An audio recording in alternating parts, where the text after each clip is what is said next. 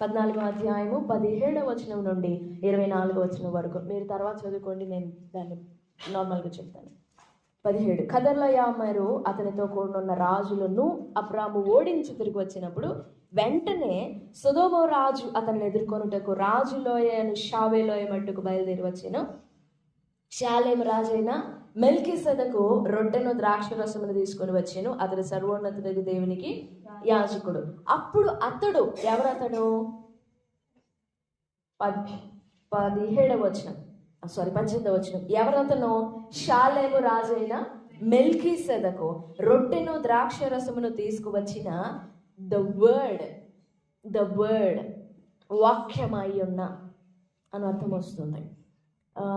ఆయన అబ్రామును ఆశీర్వదించి ఆకాశమునకు భూమికి సృష్టికర్త అయ్యున్న సర్వోన్నతుడునైన దేవుని వలన అబ్రాము ఆశీర్వదింపబడును గాక అని దీవించగానే, 2 చేతులైతే నిండారులుగా దీవించగానే అబ్రాము ఏం చేశాడంటే, నీ శత్రువులను నీ చేతికి అప్పగించిన సర్వోన్నతుడకు దేవుడు స్తుతింపబడును గాక అని చెప్పాను.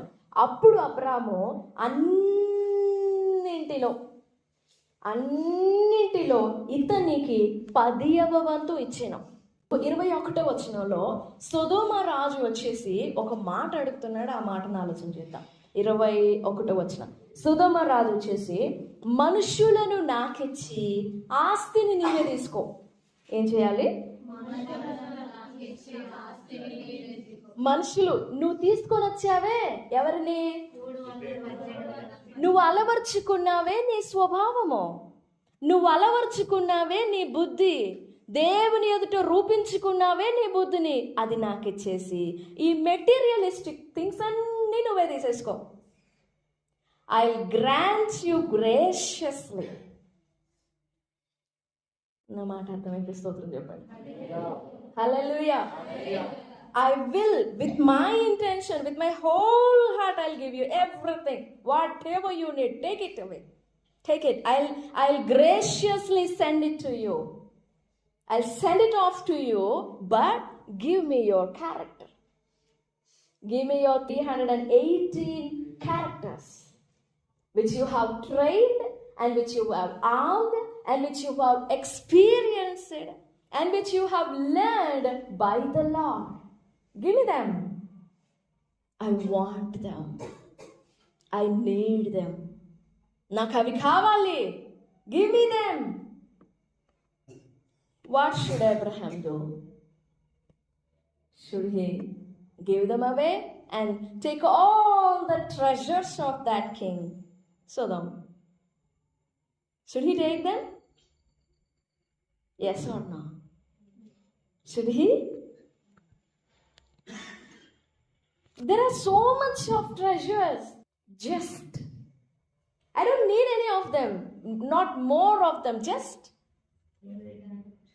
a single one. Would he give that?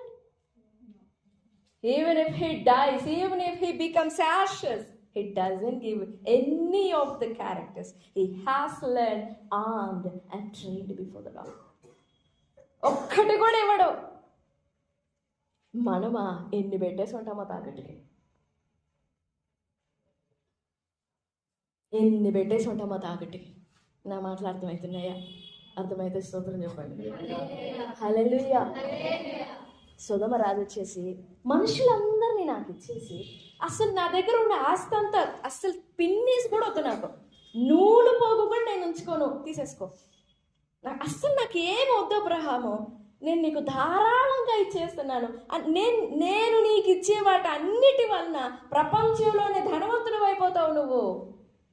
So please, చాలా సగౌరవంగా ఇస్తున్నాను అబ్రహాము, తీసుకో. నా బంగారం అంతా తీసుకో, నువ్వు తీసుకొచ్చిన ఆస్తి అంతా నువ్వే ఉంచేసుకో, తీసుకో, ఇది మొత్తం తీసుకో నువ్వు.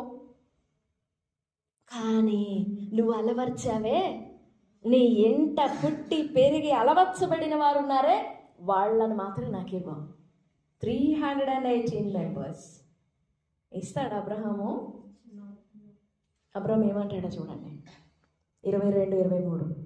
నేనే అబ్రామును ధనవంతునిగా చేసి తినని నీవు చెప్పకుండునట్లు ఒక నూలు పోగైన చెప్పులు వారైన నీ వాటిలో ఏదైనాను తీసుకొనని ఏం చేస్తున్నాడు? ప్రమాణం చేస్తున్నాడు. ఆకాశమునకు భూమికి సృష్టికర్త అయ్యును సర్వోన్నతుడును దేవుడైన యెహోవా ఎదుట నా చెయ్యెత్తి ప్రమాణం చేస్తున్నాను. I don't need them. నూలు పోగు కూడా నాకొద్దు. And I won't sacrifice my character. నా స్వభావాన్ని నేను తాకట్టు పెట్టలేను. భూమికి ఆకాశానికి సృష్టికర్త సర్వోన్నతుడైన దేవుని ఎదుట నేను ప్రమాణం చేస్తున్నా, నా చెయ్యెత్తి ప్రమాణం చేస్తున్నా, నా స్వభావం నేను వదులుకోలేను, నా ప్రవర్తనని నేను విడిచిపెట్టలేను. అంత తెగింపు ఉంటుందా మనలో? అంత కష్టపడి పొందిన స్వభావం ఏది ముందు దాన్ని నిలబెట్టుకోవడానికి?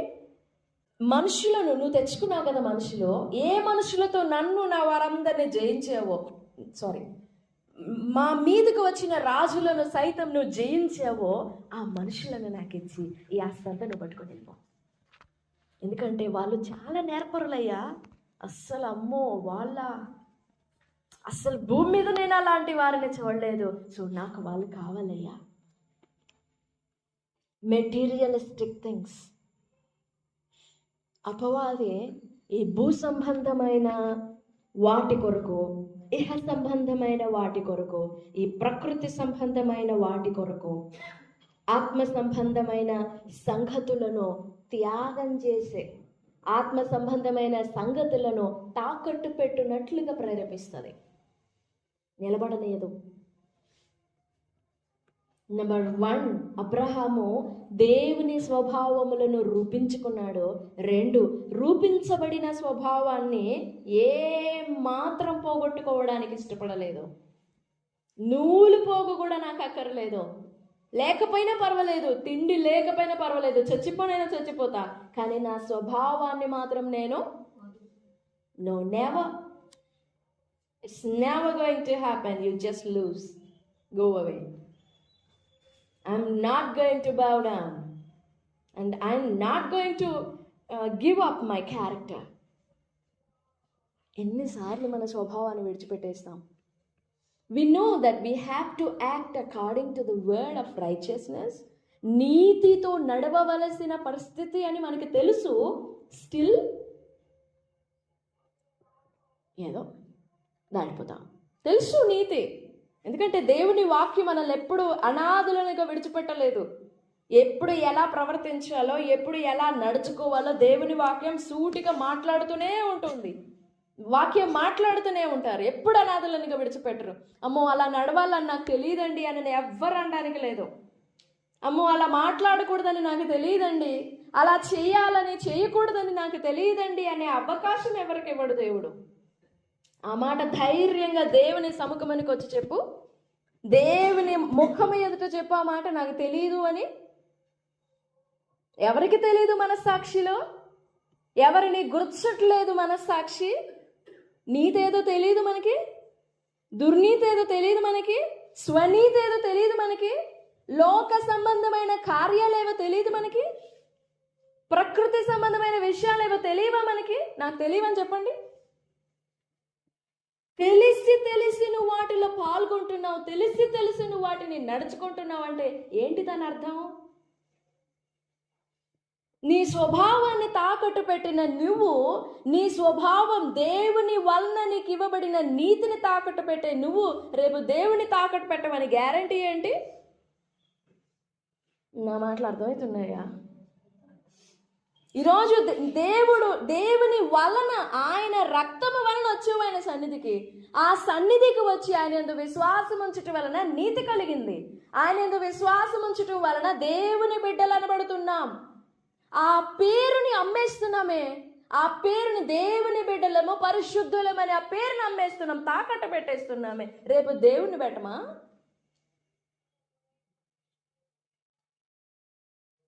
ఎంత బలహీనులమో.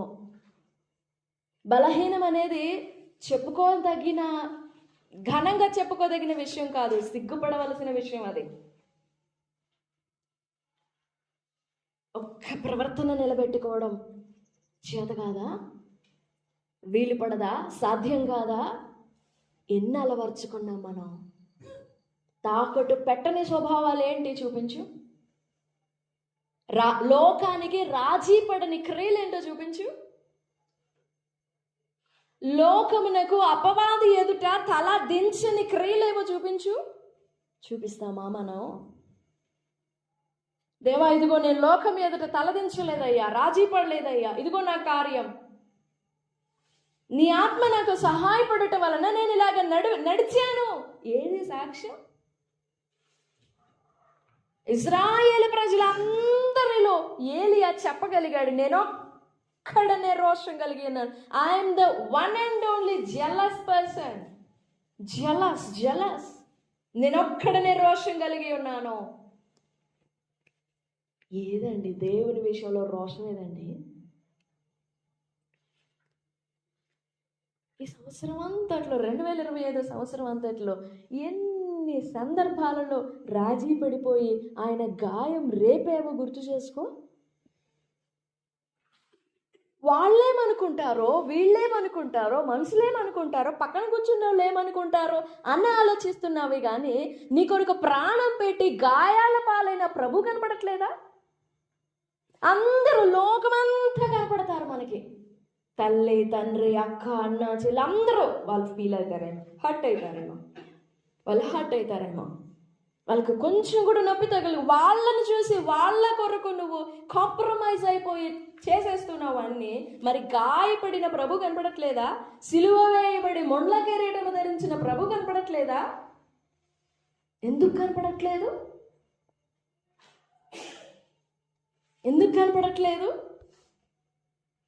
అబ్రహాం ఎదుట పెట్టుకున్నాడు. అందుకే 17వ అధ్యాయంలో తెలిసినట్లుగా పరిచయంతో దేవుడు మాట్లాడిన మాట, నా ఎదుట నడు అబ్రామా. Walk before my face, before my eyes, walk before me without any blame. Try walk without any blame. ఆ టైంలో 16వ అధ్యాయంలో పెట్టుకోవాలి అబ్రామం. అందుకే దేవుడు గుర్తు చేస్తున్నాడు, నువ్వు పెట్టుకో, నా సన్నిధిలో నువ్వు నడువు. Whatever you do it in my presence. నువ్వు దుర్నీతిగా ప్రవర్తిస్తావే, do it in my presence if you dare. నీకు అంత ధైర్యం అంటే నా సన్నిధిలో చేసి చూడు. చేస్తావా? చేసి చూడు అనే అర్థం కూడా వస్తుంది దానికి. నా సన్నిధిలో నిందారహితంగా నడుచుకునము అనే మాట దగ్గర దేవుని ఎదుట మనం ఎంతో తగ్గవలసి ఉంది. దుమ్ములా, బూడిదలా ఎంతో ఎంతో ఎంతో ఎంతో తగ్గవలసి ఉంది. లేకపోతే ఆయన కృప పొందలేం, ఆయన సన్నిధి పొందలేం. గత రాత్రి చెప్పుకున్నాం, దేవుని మాటను వివేచించాలి, దేవుని మాటనే గ్రహించాలి, లక్ష్య పెట్టాలి, ఆలకించాలి, లక్ష్య పెట్టాలి, తర్వాత వినాలి, తర్వాత భయభక్తులు కలుగుతుంది, తర్వాత ప్రవచనాత్మకమైన వాగ్దానం కనపడుతుంది, తర్వాత దాన్ని అనుసరించిన ప్రేరణ కలుగుతుంది, తర్వాత అది నెరవేరుతుంది. ఎక్కడున్నావు?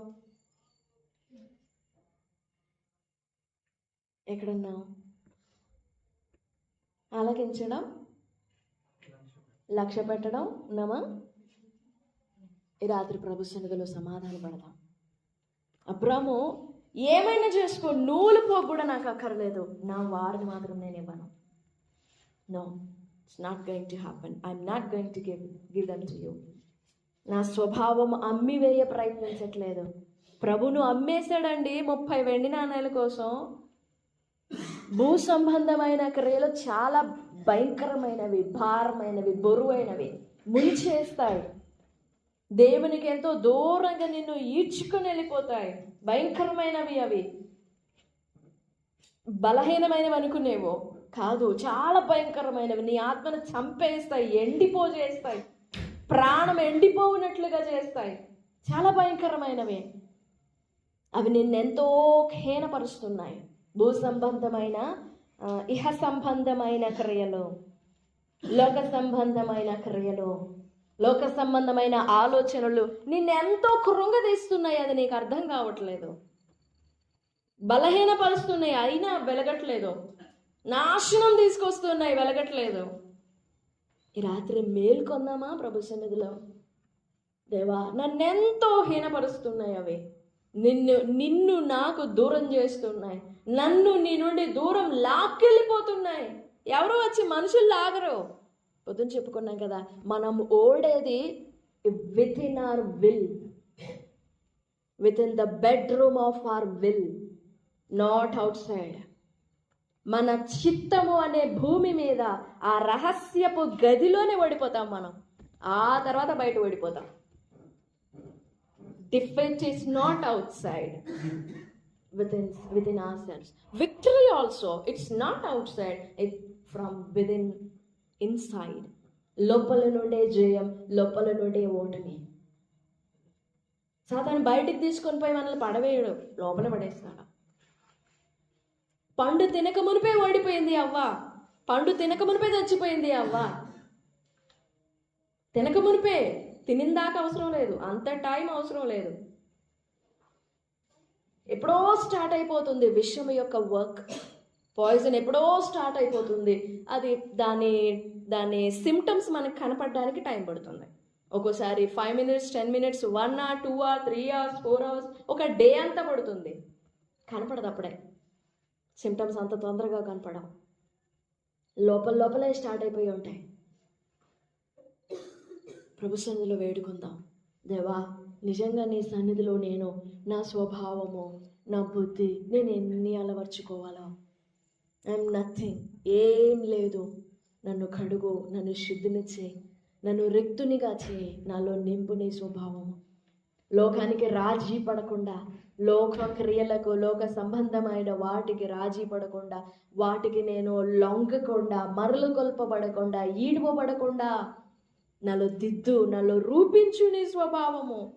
నీ స్వభావం నాలో రూపించు, నీ స్వభావ లక్షణములు నాలో నింపు, రూపించు, నాకు సహాయపడు అని ప్రభు సన్నిధిలో వేడుకుందాం. దేవుడి మాటలన్నీ మన వినికిడిలో దీవించును గాక. ఆమేన్, ఆమేన్.